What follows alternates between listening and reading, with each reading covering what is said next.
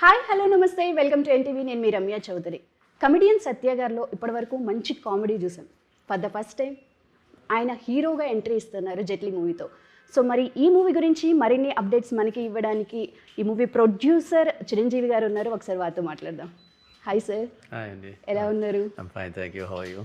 Fine. So thank you. So Mathu Vadalara 1, 2తో audience ఆదరణ అభిమానం తస్కరించేశారు.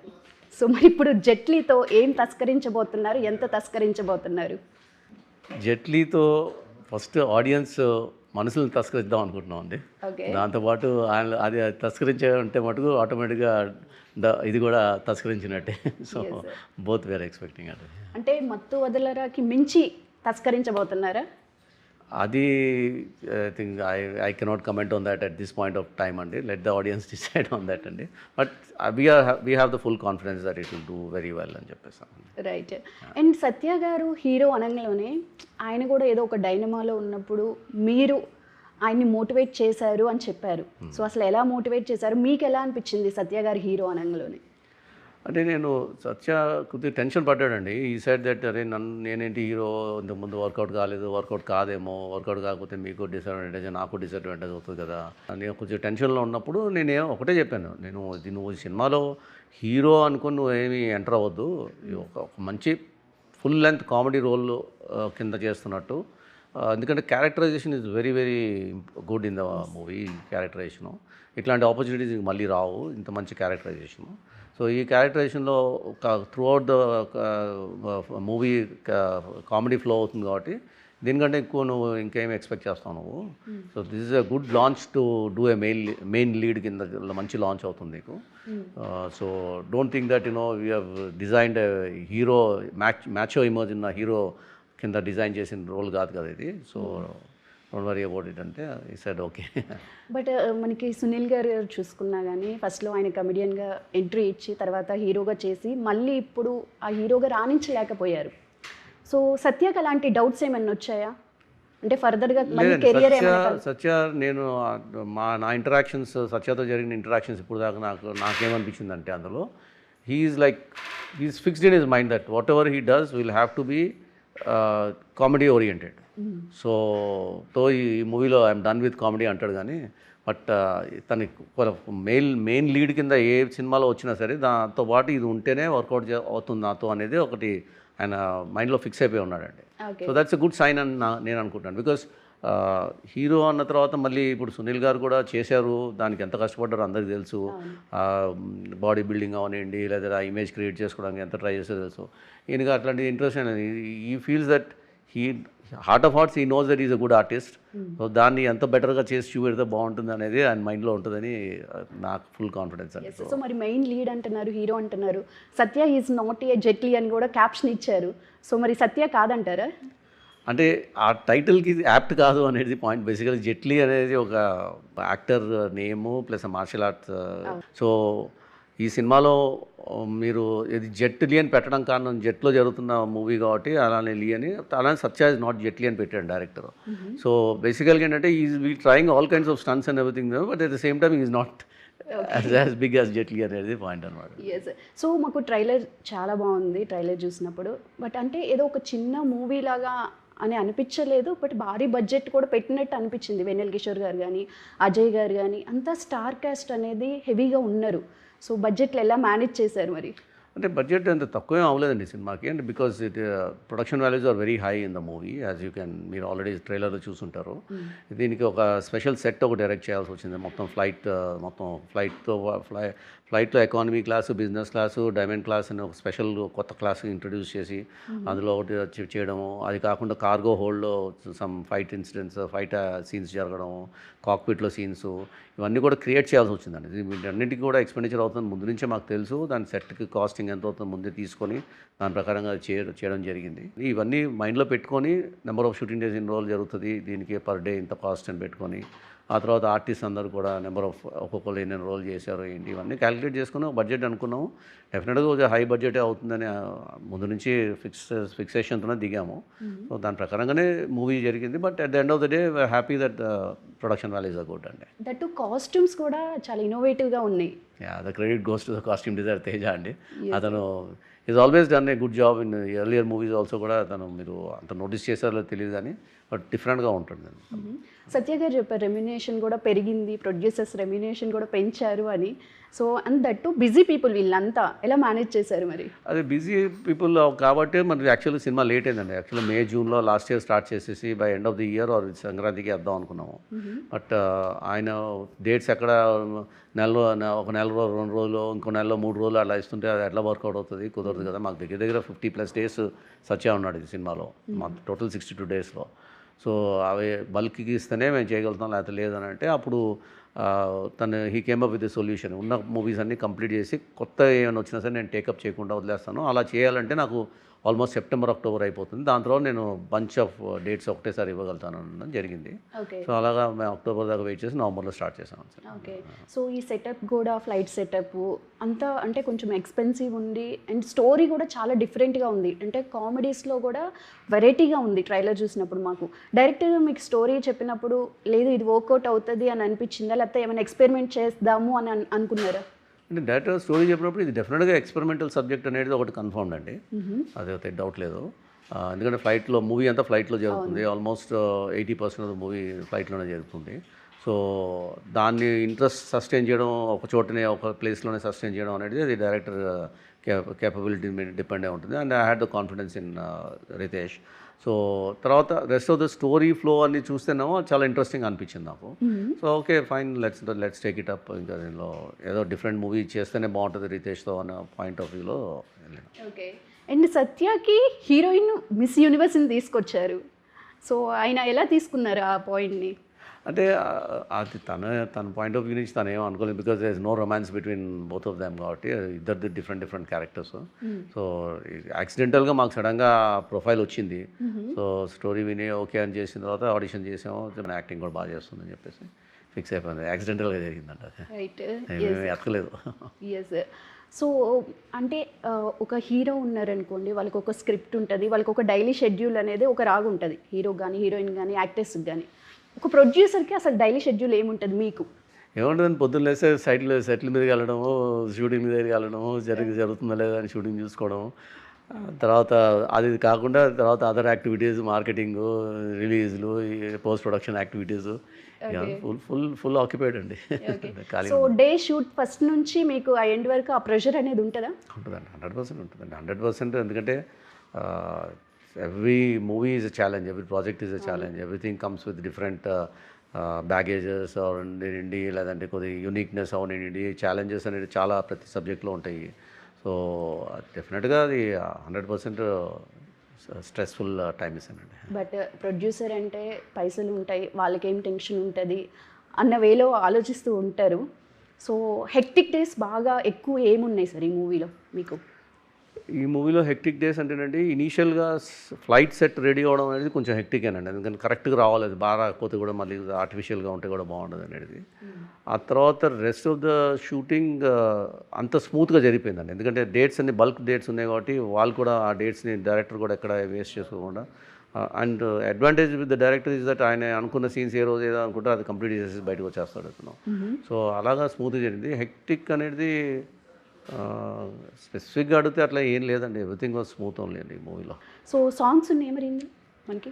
Yeah, we have one song in the towards the climax ఒకటి ఉంటుందండి, ఒకటి ప్రమోషనల్ సాంగ్ ఒకటి, అది రోలింగ్ టైటిల్స్ మీద పెట్టాము.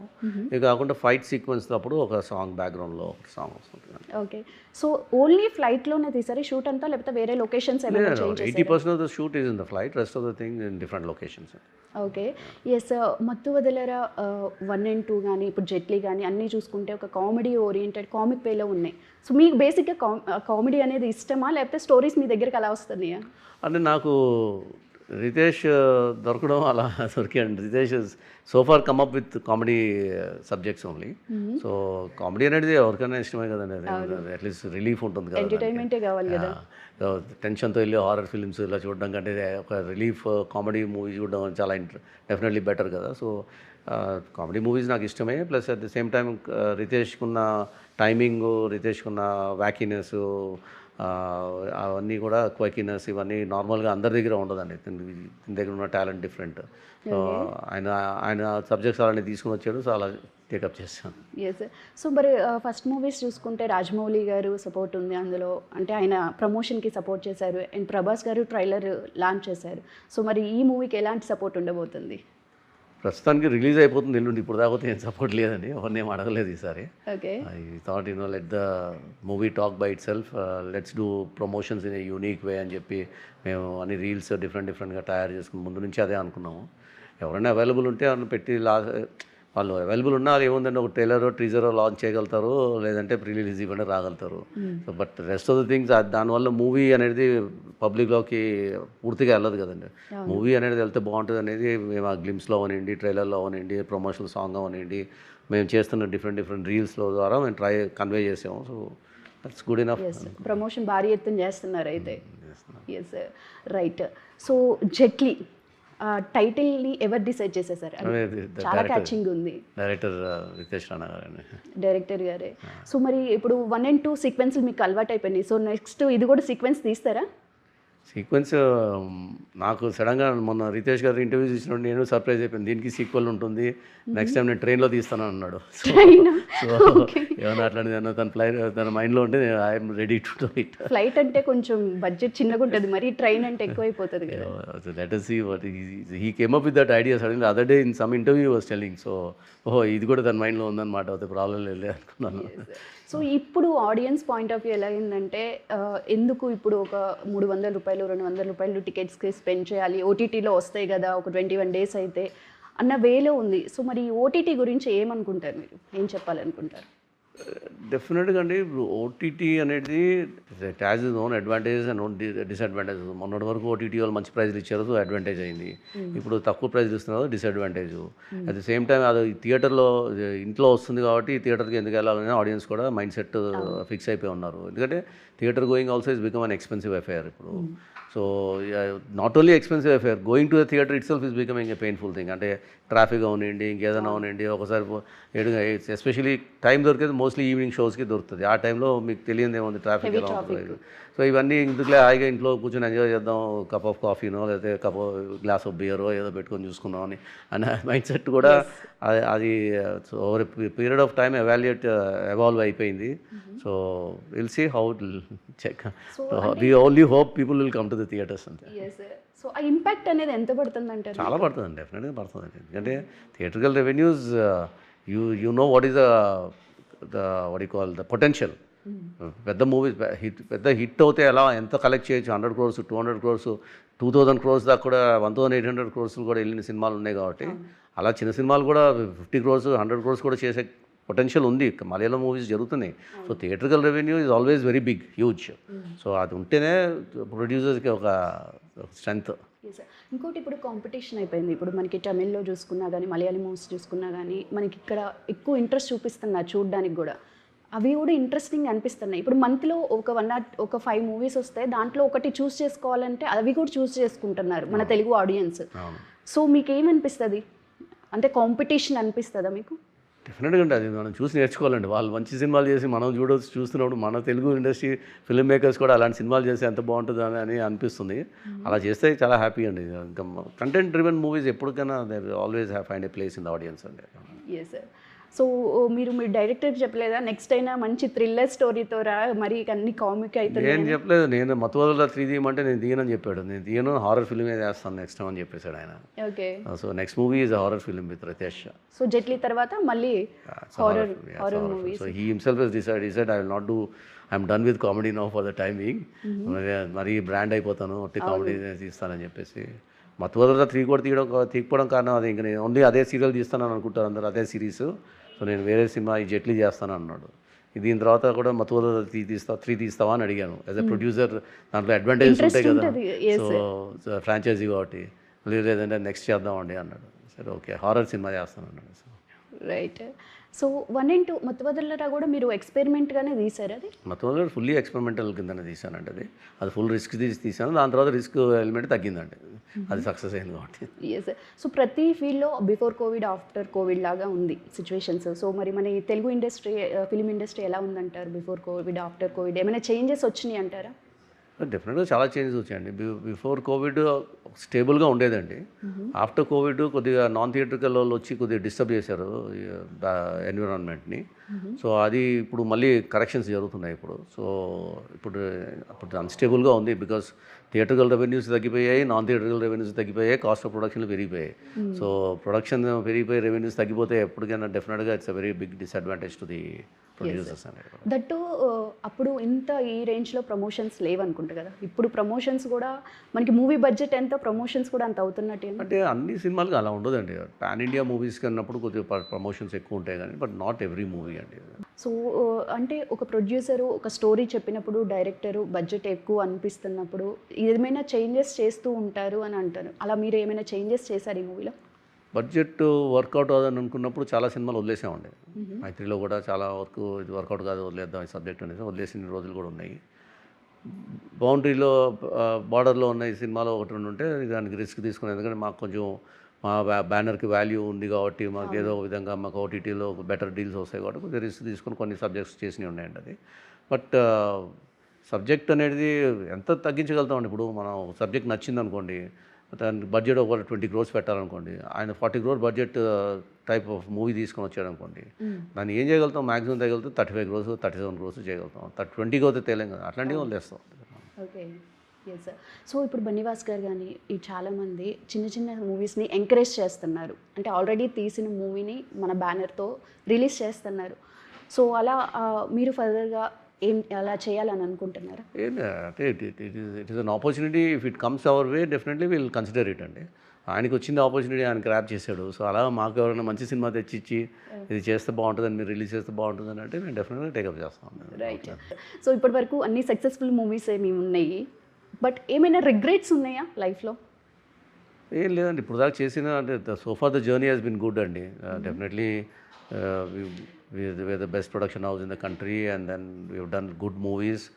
ఒకటి రెండు మూవీస్ ఏదో వర్కౌట్ కాకపోయినా కమర్షియల్గా మాకు వర్కౌట్ అయినాయి కాబట్టి మాకు సక్సెస్ రేషియో అయితే ఆల్మోస్ట్ 100% ఉంది కాబట్టి మాకు నో రిగ్రెట్స్ అండి. Yes sir. So Vennela Kishore garu Satya కంటే ఆల్మోస్ట్ సీనియరే తను. ఎందుకు హీరోగా చేయకూడదు ఇందులో అన్న థాట్ ఆయనకి రాలేదా? అలా తనకి ఏం రాలేదు. తన క్యారెక్టరైజేషన్ చెప్పినప్పుడు ఆ క్యారెక్టర్ తనకి ఇమ్మీడియట్గా నచ్చింది. కొన్ని ఇన్పుట్స్ ఏదో ఇచ్చాడు, దాన్ని ఇంకాపరేట్ చేశాడు సత్య. ఈజ్ హ్యాపీ విత్ ఇట్ అండి. ఎస్. సో ఫైనల్గా మంచి కామెడీ మూవీతో మళ్ళీ వస్తున్నారు జెట్లీతో.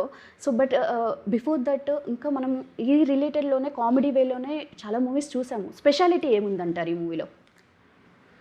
స్పెషాలిటీ అంటే story is different and story line is very interesting అండి. ఇందులో ఆ స్టోరీ లైన్లో ఈ కామెడీని ఇన్కార్పొరేట్ చేయడం అనేది స్పెషాలిటీ అండి ఇందులో. And plus it's happening in one place only. So ఎలా సస్టైన్ చేశాడు ఇంట్రెస్ట్, ఆడియన్స్ని ఎలా సస్టైన్ చేయబోతున్నాడు అనేది అది that it self will be a speciality for the movie అండి డెఫినెట్గా. Okay, yes. 99 రూపీస్కి టికెట్ అని వింటున్నాం ఈ మధ్య. సో అలా ఏమైనా ఇచ్చే అవకాశం ఉందంటారు ఈ మూవీకి? రెగ్యులర్ ప్రైసెస్ పెడుతున్నాం అండి. 150 రూపీస్ ఏదైతే మల్టీప్లెక్స్లో ఉంటుందో ప్లస్ ఆ రేటే పెడుతున్నాం అండి. We are not changing anything. Okay, yes.